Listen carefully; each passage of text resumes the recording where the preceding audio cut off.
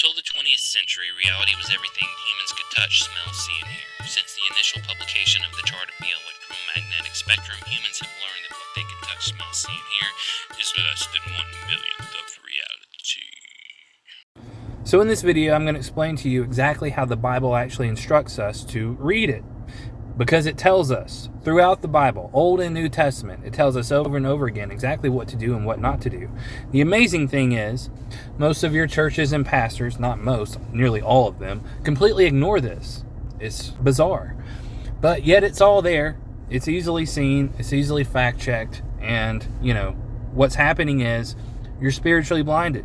If you don't understand reality in this manner, you're spiritually blinded. And the literalism, the fundamentalism was injected on purpose, right? Jesus' teachings not only revealed, but they concealed from those unworthy.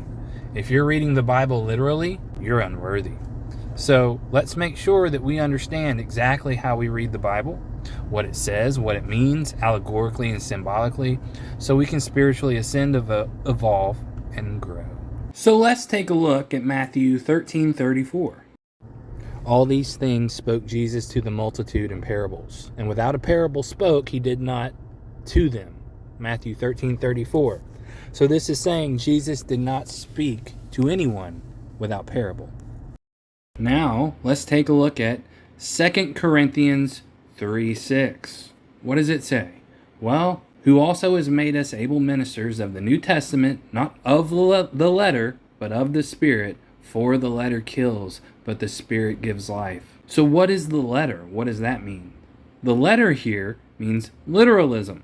So the Bible is telling you that interpreting it literally is literally death, soul death. Now, what does the Bible actually say about who is a Jew and who is defined as a Jew? Well, let's take a look. Here in Romans 2:29, it says, he is not a Jew which is one outwardly, but he is a Jew which is one inwardly, and circumcision is that of the heart, in the spirit, not in the letter, not in literalism. So this is a very difficult Bible passage here to unpack and understand. However, as we can see here, the Bible itself is defining the word Jew. This is not a flesh and blood lineage, okay? But something very special that exists within the human mind. Each and every one of us has it. So do you see how literalism of the letter completely warps and distorts what we understand about God, our nature, humanity, and everything? Proverbs 1:6. To understand a proverb and the interpretation, the words of the wise and their dark sayings. So this verse leads off by defining the word wisdom. Then as it shows, wisdom is understanding symbolic writings. Let me repeat that. Wisdom is understanding symbolic or allegorical writings. And again, this is a reference to dark sayings, which doesn't mean dark as in evil. It means hidden, which brings us right back to Matthew 13:34 through 35.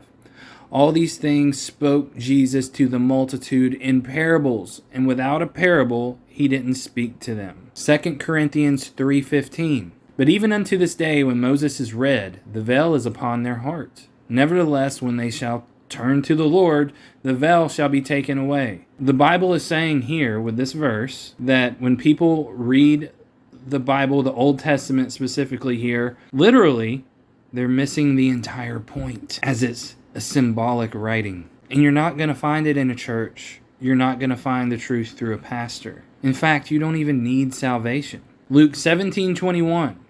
The kingdom of God is within you. The kingdom of God is within you. In fact, the kingdom of God is everything. So everything is within you. Your inner sanctuary. All you need is already inside you. You don't need anything externally to find and connect with God and to grow spiritually, to evolve spiritually. It's already in there. It's always been there, and it will always be there.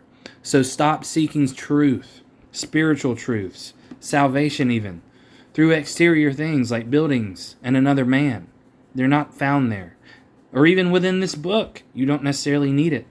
All the truths of the universe, who you are, what you are, your purpose, and what you're to do here and beyond, is inside of you. It's been there. It's always been there. So I have a much longer documentary and video coming up that I'm going to post on my YouTube channel about this. I have my first episode, which is Jesus' third eye on the pineal gland.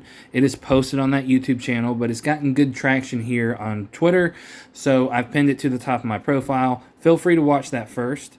But this one is going to take what we've talked about here and expand on it and extrapolate and explain to you exactly how the Bible instructs you to read it and interpret it, because it's not through the letter, it's not through literalism, it's all symbolic and allegorical. It's why we have this spiritual divide. It's why we are so spiritually misguided.